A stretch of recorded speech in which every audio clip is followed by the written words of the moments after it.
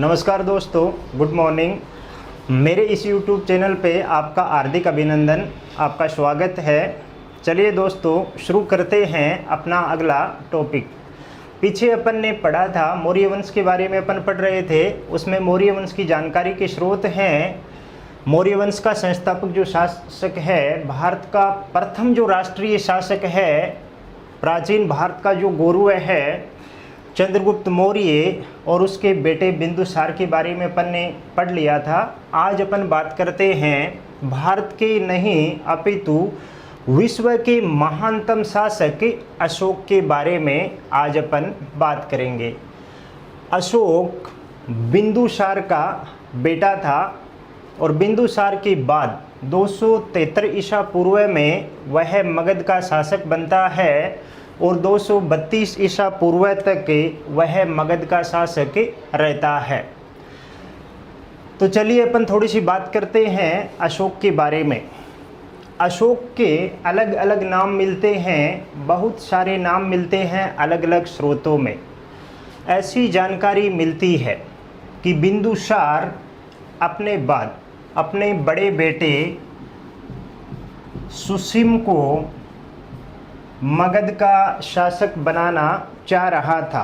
वह चाह रहा था कि मेरी मृत्यु के बाद मेरा बेटा सुसीम मगध का शासक बने, लेकिन अशोक ये नहीं चाह रहा था। अशोक ये चाह रहा था कि अपने पिता के बाद मैं शासक बनूं। अशोक के जो नाम हैं, अलग अलग नाम अपने को मिलते हैं पुराणों में।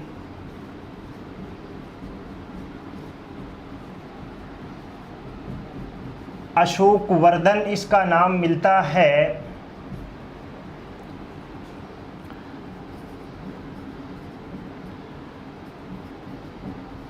बौद्ध साहित्य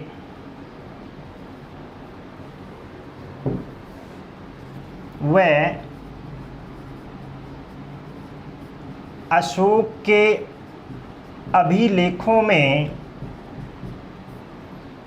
हमें अशोक के विभिन्न नामों के बारे में जानकारियाँ मिलती हैं। हो सकता है कि वो उसकी उपाधियाँ रही होंगी, लेकिन फिर भी कई नामों का उल्लेख हमें मिलता है।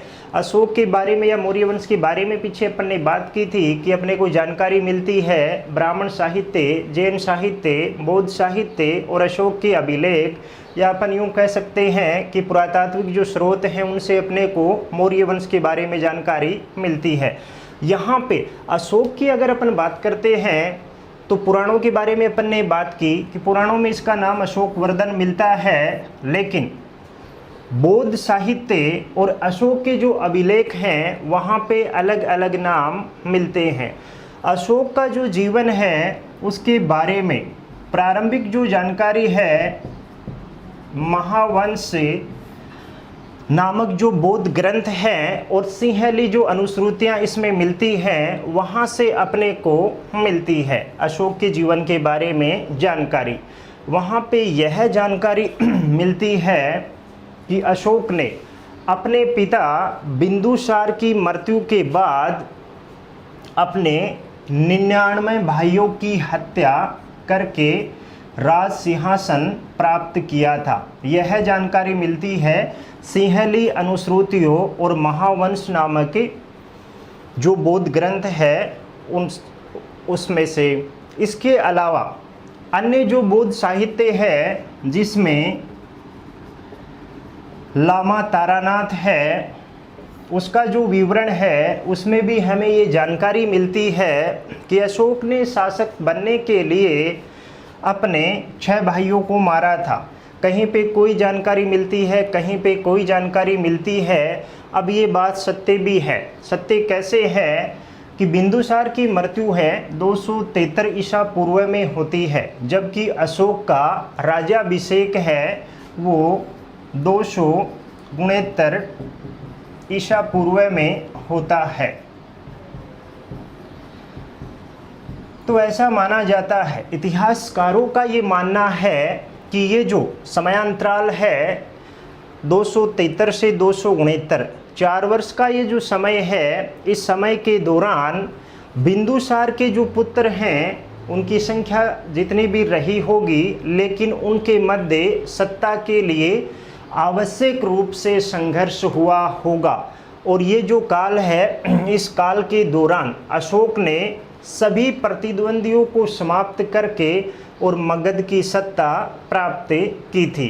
तो इस प्रकार से अपन देखते हैं, यहाँ से दो सीधे सीधे प्रश्न बनते हैं कि अशोक मगध का शासक तो कब बनता है, 273 ईसा पूर्व में, जबकि उसका राज्यारोहण या राज्याभिषेक उसका कब होता है, 269 ईसा पूर्व में। यह अच्छा प्रश्न है। पीछे अपन ने बात की थी, मैंने आपको बताया था कि प्राचीन भारत का जो इतिहास है उसमें तिथियां ज़्यादा महत्वपूर्ण नहीं है, लेकिन यहाँ पे ये जो तिथि है 269 ईसा पूर्व, ये आपके लिए बड़ी ही महत्वपूर्ण है। इसको आपको एकदम से दिमाग में चिपकाना है, क्योंकि आगे अपन बात करेंगे, आगे अशोक के जो अभिलेख है वहाँ पे अपन चर्चा करेंगे। वहाँ पे विभिन्न जानकारियाँ मिलती हैं कि अशोक ने शासक बनने के बाद या अशोक ने राज्याभिषेक के इतने वर्ष बाद ये कार्य किया, इतने वर्ष बाद उसने ये कार्य किया। तो वहाँ पे अब ये जो तिथि है ये बहुत ही अपने काम आएगी, ये बड़ी ही इम्पोर्टेंट वहाँ पे रहेगी, इसलिए आपको अच्छी तरीके से याद रखना है। एक छोटा सा उदाहरण अभी अपन देखते हैं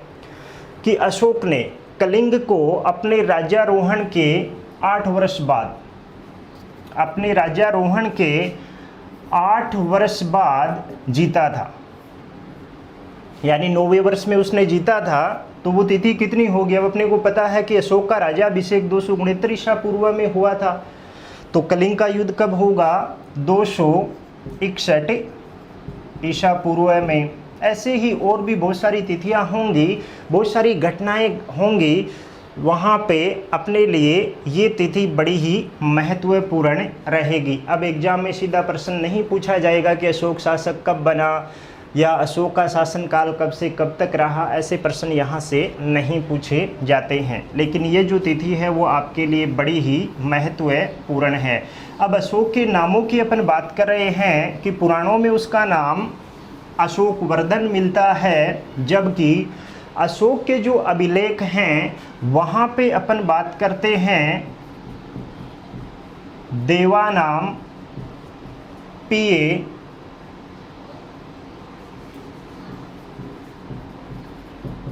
पियदस्सी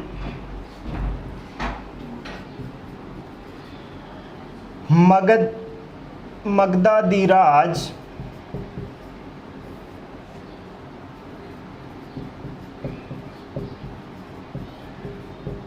महाराजाधिराज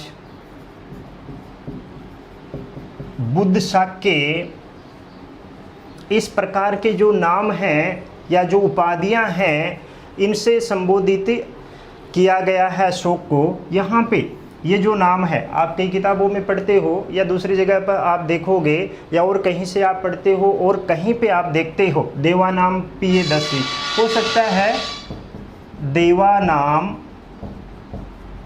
प्रियदर्शी, ये नाम आपको मिल सकता है। पियदस्सी है, यह प्रियदर्शी आपको मिल सकता है। ऐसा क्यों है, क्योंकि अशोक के जो अभिलेख हैं वो अधिकतर प्राकृत भाषा में हैं और प्राकृत भाषा में र नहीं लिखा जाता है। आगे अपन बात करेंगे अशोक के धम की, तो यहाँ पे भी ये धम क्यों है, क्योंकि प्राकृत में र नहीं लिखा जाता है, इसलिए धर्म का क्या बन गया, धम बन गया। ऐसे ही देवानाम प्रियदर्शी का देवानाम पिय और प्रियदर्शी का पियदस्सी लिखते हैं।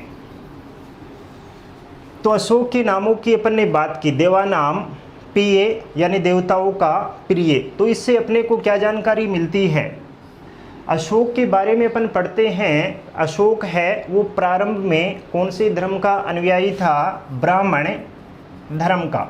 ब्राह्मण धर्म को ये मानने वाला था, लेकिन आगे चल के कुछ ऐसी घटनाएं घटित होती हैं, कुछ ऐसे लोगों के संपर्क में ये आता है कि ये ब्राह्मण धर्म को त्याग के बौद्ध धर्म अपना लेता है।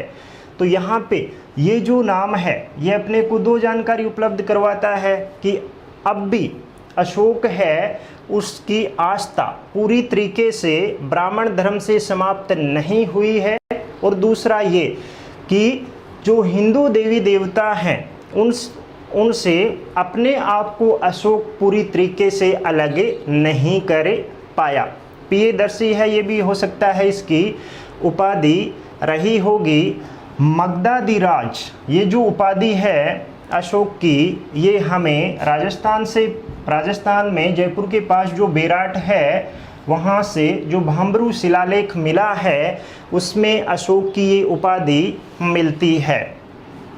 महाराजाधिराज, ये जो अशोक की उपाधि है ये मध्य प्रदेश से एक अशोक का लघु शिलालेख मिला है, पनगुडरिया शिलालेख। इसमें हमें ये जानकारी मिलती है या इसमें अशोक की यह उपाधि मिलती है। बुद्ध शाक्य जो शब्द है ये हमें अशोक के कई लघु शिलालेखों में देखने को मिलता है। तो ये हो गई प्रारंभिक जो जानकारी है या अशोक के जो नाम हैं उन नामों के बारे में अपने को जानकारी अलग अलग जो स्रोतों से मिली है। एक है जो साहित्य में अशोक का नाम मिलता है चंडाशोक। चंडाशोक अशोक को क्यों कहा गया? अशोक महान, प्रारंभ में चंडाशोक और बाद में अशोक महान कैसे बनता है इसके बारे में अपन बात करेंगे। ये नाम क्यों मिलता है? क्योंकि प्रारंभ में अभी अपन ने बात की कि सिंहली अनुश्रुतियाँ हैं, श्रीलंका में जो कहानियाँ प्रचलित हैं वहाँ से ये जानकारी मिलती है कि अशोक ने अपने 99 भाइयों को मारा था। इसके साथ ही अशोक का जो 13वां शिलालेख है उसमें ये जानकारी मिलती है कि कलिंग युद्ध में अशोक ने 1 लाख लोगों को मारा और वहीं 1.5 लाख लोगों को उसने बंदी बना लिया, या इससे ज़्यादा भी ये संख्या रही होगी।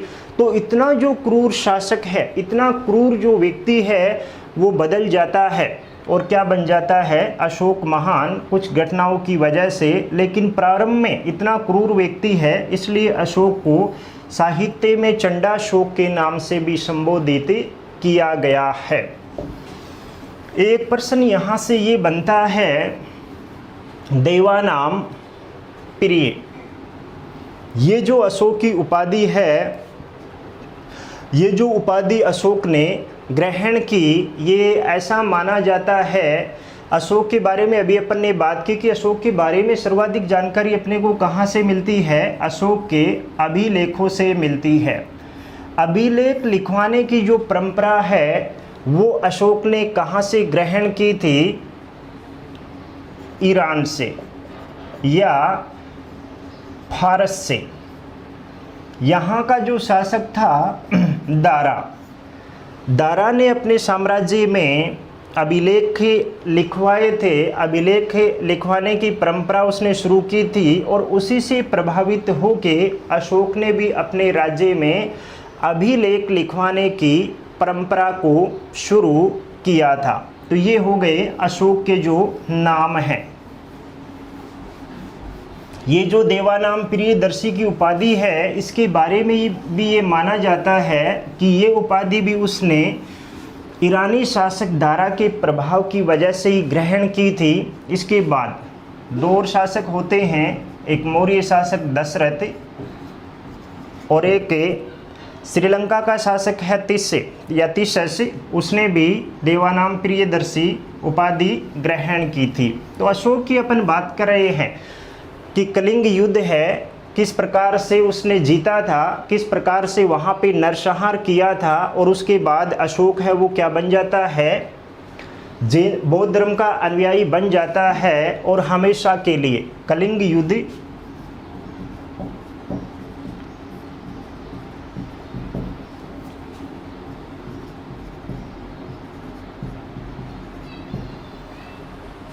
तो देखिए दोस्तों, कलिंग युद्ध कब होता है? 261 ईसा पूर्व या अशोक के राज्यारोहण के 8 वर्ष बाद यह बड़ी घटना घटित होती है। पीछे अपन देखते हैं या साहित्य में ये जानकारी मिलती है कि कलिंग पहले मौर्य साम्राज्य का एक भाग था, मौर्य साम्राज्य का एक पार्ट था, लेकिन बाद में यह कलिंग हो सकता है कि बिंदुसार के अंतिम समय में जो उत्तराधिकार का संघर्ष हुआ था या उससे कुछ समय पहले यह स्वतंत्र हो गया था, इसलिए अशोक ने इसको वापस जीता था। यहाँ से एक प्रश्न ये भी बनता है या एक अच्छी जानकारी ये निकलती है, साहित्य में ये जानकारी मिलती है कि अशोक ने अपने शासनकाल के दौरान एकमात्र युद्ध लड़ा था। ये उसका प्रथम युद्ध भी था और अंतिम युद्ध भी था। कौन सा? कलिंग युद्ध 261 ईसा पूर्व। अब बात की जाए शासक की, निश्चित जानकारी नहीं मिलती है, लेकिन फिर भी ये माना जाता है कि अशोक और जो कलिंग का शासक उस समय था, इन दोनों के मध्य जो युद्ध हुआ था, तो वो शासक कौन था? नंदराज नाम का कोई व्यक्ति यहाँ पे शासन कर रहा था, ऐसी जानकारी मिलती है। अशोक का जो कलिंग युद्ध है, इसकी जानकारी हमें अशोक के 13वें शिलालेख से मिलती है। ये भी अच्छा प्रश्न है, कई बार एग्जाम में पूछा गया है, नेट की एग्जाम में भी ये प्रश्न कई बार पूछा गया है। वहीं अन्य जो एग्ज़ाम होती हैं, टीचर से संबंधित हो या अन्य जो एग्ज़ाम हैं, सभी एग्ज़ामों में, बहुत सारी एग्ज़ामों में ये अपन कह सकते हैं कि ये जो प्रश्न है बहुत बार रिपीट हुआ है कि कौन से शिलालेख में कलिंग युद्ध का उल्लेख हुआ है। तो कौन सा? अशोक का 13वां जो शिलालेख है, उस 13वें शिलालेख से हमें जानकारी मिलती है अशोक के कलिंग युद्ध के बारे में। एक पीछे मैंने थोड़ा सा बताया था, यहीं से अपन देख लेते हैं। पीछे अपन ने बात की थी मौर्य प्रांतों की, कि चंद्रगुप्त मौर्य के समय तक 4 प्रांत मौर्य साम्राज्य में थे। कलिंग को जीतने के बाद अशोक ने 5वां प्रांत बनाया था मौर्य साम्राज्य का, कलिंग को, जिसकी राजधानी तोसली को बनाया था। तो एक प्रश्न यहाँ से ये भी बनता है। आगे अपन बात करते हैं अशोक के शासनकाल की घटनाओं की। तो एक और यहाँ से अच्छा प्रश्न बनता है, उससे पहले अपन थोड़ा सा देखते हैं कि अशोक ने किस प्रकार से जैन धर्म, बौद्ध धर्म ग्रहण किया था। ऐसी कौन सी घटनाएं घटित होती हैं? कलिंग युद्ध के बारे में पहले अपन ने बात इसलिए की क्योंकि अशोक के जीवन में यही कलिंग युद्ध है, ये एक मोड़ बिंदु साबित होता है। एक बड़ा जो परिवर्तन अशोक के जीवन में होता है, वो इसी कलिंग युद्ध की वजह से होता है। अब अशोक किस प्रकार से बौद्ध बनता है या बौद्ध धर्म को वो ग्रहण करता है या बौद्ध धर्म की तरफ वो आकर्षित होता है, तो इसके बारे में कि ऐसे कौन से लोग थे, ऐसी कौन सी घटनाएं थी जिनकी वजह से अशोक बौद्ध धर्म की तरफ आकर्षित हुआ, तो यहाँ पे अपन देखते हैं।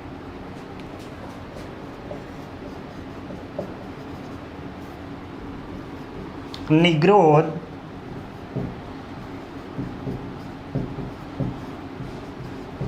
मोगलीपुत, तिशस्य,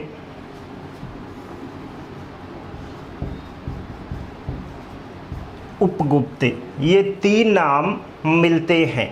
पीछे अपन ने बात की कि अशोक अपने भाइयों को या बिंदुसार का जो उत्तराधिकारी था, वो बिंदुसार ने किसे घोषित किया था? सुसीम को, अपने बड़े बेटे सुसीम को। शासक बनने से पहले अशोक उज्जैनी का गवर्नर था। उज्जैन का वो गवर्नर था जिसे मुस्लिम काल के दौरान मालवा कहा जाता है और वर्तमान में मध्य प्रदेश जिसे अपन कहते हैं, तो उस क्षेत्र का ये गवर्नर था। उससे पहले ये तक्षशिला का भी कुछ समय तक गवर्नर रहा था।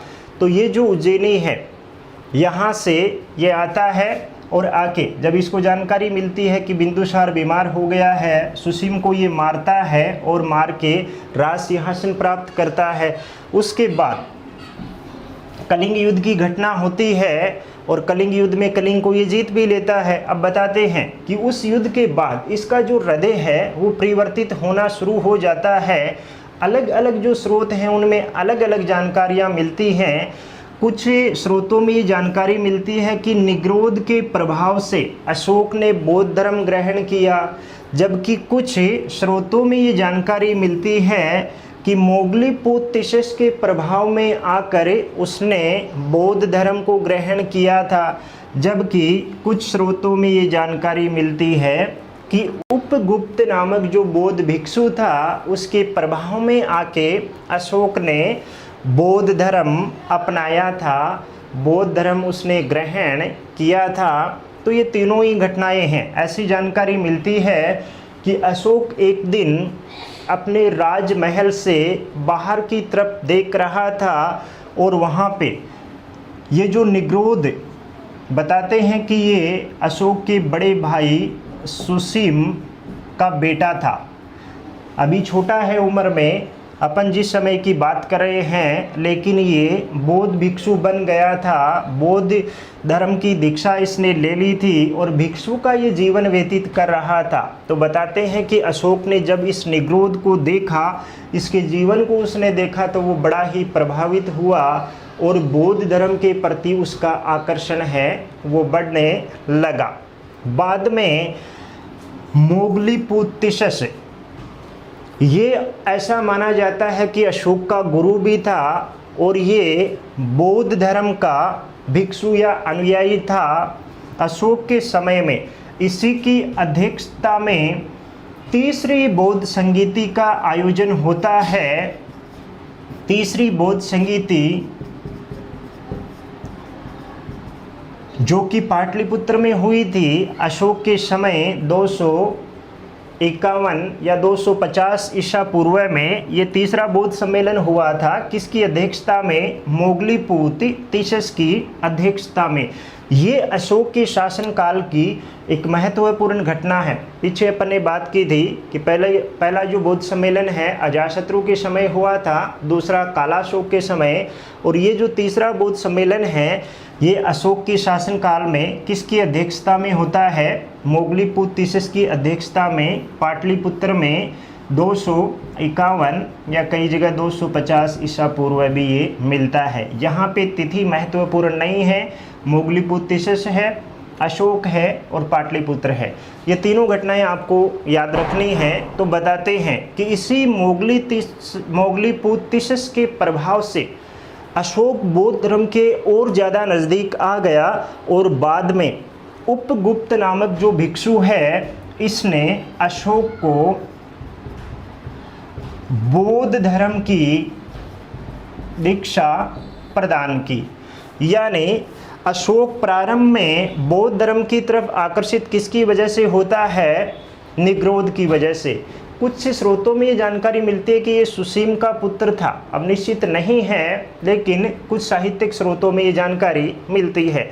मोगलीपुत्तिशस के प्रभाव में जो ऐसा माना जाता है कि अशोक का गुरु था, इसके प्रभाव से बौद्ध धर्म के और नज़दीक वो आता है, अहिंसावादी वो बनने लगता है और फिर उपगुप्त के प्रभाव में आके वह पूरी तरीके से बौद्ध बन जाता है। अशोक के बौद्ध धर्म में जो आस्था है उसकी जानकारी हमें मिलती है राजस्थान से प्राप्त जो भामरू शिलालेख है या जो बेराठ शिलालेख है उसमें यह जानकारी मिलती है। उसमें बौद्ध धर्म के जो त्रिरत्न हैं बुद्ध, संघ और धम्म, उनके प्रति अशोक अपनी आस्था प्रकट करता है। तो इससे क्या जानकारी मिलती है अपने को कि इस समय तक ये जो भामरू शिलालेख लिखा गया था उस समय तक अशोक पूरी तरीके से बौद्ध धर्म में दीक्षित हो जाता है। इसके बाद अपन बात करते हैं, अब अशोक ने बौद्ध धर्म अपना लिया, पूरी तरीके से ये बौद्ध धर्म में दीक्षित हो जाता है। अहिंसावादी ये कलिंग युद्ध के बाद और इन तीनों के प्रभाव में आके ये बन जाता है और बौद्ध धर्म के लिए आगे ये प्रचार प्रसार करता है। यहाँ पे इसके जीवन में एक बदलाव होता है कि रणघोष की जो नीति है उसका त्याग ये कर देता है। रणघोष की जगह धम्मघोष या धर्मघोष की जो नीति है उसको ये अपनाता है। यानी इसका जो सपना था सारी दुनिया को जीतने का, एक महान साम्राज्य स्थापित करने का या लोगों को जीतने का, पहले इसकी सोच यह थी कि यह रणघोष यानी युद्ध के द्वारा, जब भी युद्ध होता था तो उससे पहले एक वाद्य यंत्र बजाया जाता था, रण का घोष, युद्ध का घोष किया जाता था। तो अब इसने हमेशा के लिए युद्ध की नीति को त्याग दिया और उसकी जगह लोगों के दिलों में धर्म के द्वारा, प्रेम के द्वारा, अपनी जो अच्छी नीतियां हैं उनके द्वारा लोगों के दिलों को जीतने का प्रयास आगे ये करता है और इसे अपनी मुख्य नीति बना के और संपूर्ण जिन जिन क्षेत्रों की इसको जानकारी थी वहाँ पे ये अपना प्रभाव स्थापित करने का प्रयास आगे करता है। आगे अपन बात करते हैं, ये अच्छा प्रश्न है कि अशोक ने कलिंग युद्ध के बाद कौन सी नीति अपनाई या किस नीति की जगह कौन सी नीति उसने अपनाई। तो रणघोष की जगह धम्म घोष की नीति उसने अपनाई, रणघोष या युद्ध घोष भी इसे अपन कह सकते हैं। आगे अपन बात करते हैं कश्मीर का जो इतिहास है, कलहण ने लिखा था, कलहण नामक जो इतिहासकार है, राजतरंगिणी नामक पुस्तक में उसने कश्मीर का इतिहास लिखा और इसी में कलहण ने ये लिखा है कि मौर्य सम्राट अशोक ने वित्सता यानी झेलम नदी के तट पे एक नवीन नगर बसाया जिसका नाम श्रीनगर था और कश्मीर का पहला जो शासक है वो राजतरंगिणी के अनुसार कौन था? अशोक। कलहण हमें यह भी जानकारी उपलब्ध करवाता है कि अशोक ने श्रीनगर बसा के यहाँ पे एक शिव मंदिर का निर्माण करवाया था। तो इससे अपने को क्या जानकारी मिलती है कि अशोक प्रारंभ में या कश्मीर में जिस समय वो गया था या कश्मीर पे जिस समय उसने प्रभुत्व स्थापित किया था उस समय वह ब्राह्मण धर्म का अनुयायी था और ब्राह्मण धर्म में भी मुख्य रूप से देखा जाए तो शैव संप्रदाय या शिव का उपासक ये रहा होगा।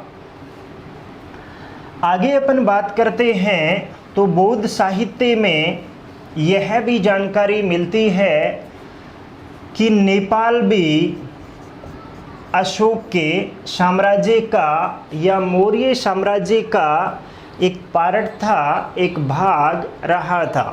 कैसे? बौद्ध साहित्य में यह जानकारी मिलती है कि अशोक ने नेपाल में ललितपाटन या देवपाटन नामक नगर बसाया था। तो अशोक नगर कहाँ बसाएगा? जहाँ पे अशोक का साम्राज्य है, जहाँ तक अशोक का साम्राज्य है वहाँ तक ही यह कोई नगर बसा सकता है, कोई कार्य कर सकता है।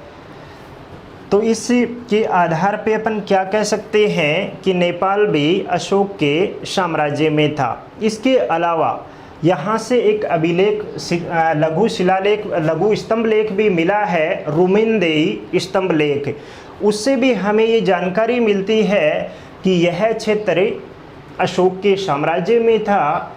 रुमेनदेई जो अभिलेख अशोक का मिला है उससे हमें मौर्यकालीन कर व्यवस्था के बारे में जानकारी मिलती है।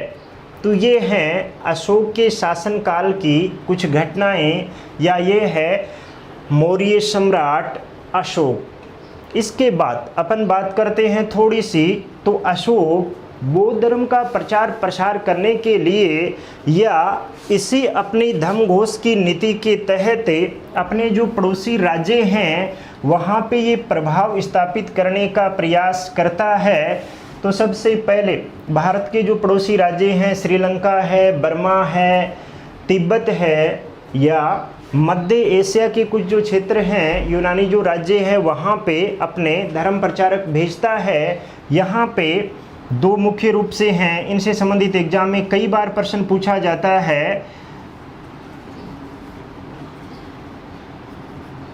महेंद्र जो कि अशोक का पुत्र था, और संघमित्रा अशोक की जो पुत्री थी। इन दोनों को अशोक श्रीलंका में बौद्ध धर्म का प्रचार प्रसार करने के लिए भेजता है। इसके अलावा कुछ अन्य जो अपने समय के प्रचारक हैं, कुछ अन्य जो बौद्ध भिक्षु हैं, बौद्ध विद्वान हैं, उनको मध्य एशिया में भी ये भेजता है। धन्यवाद दोस्तों।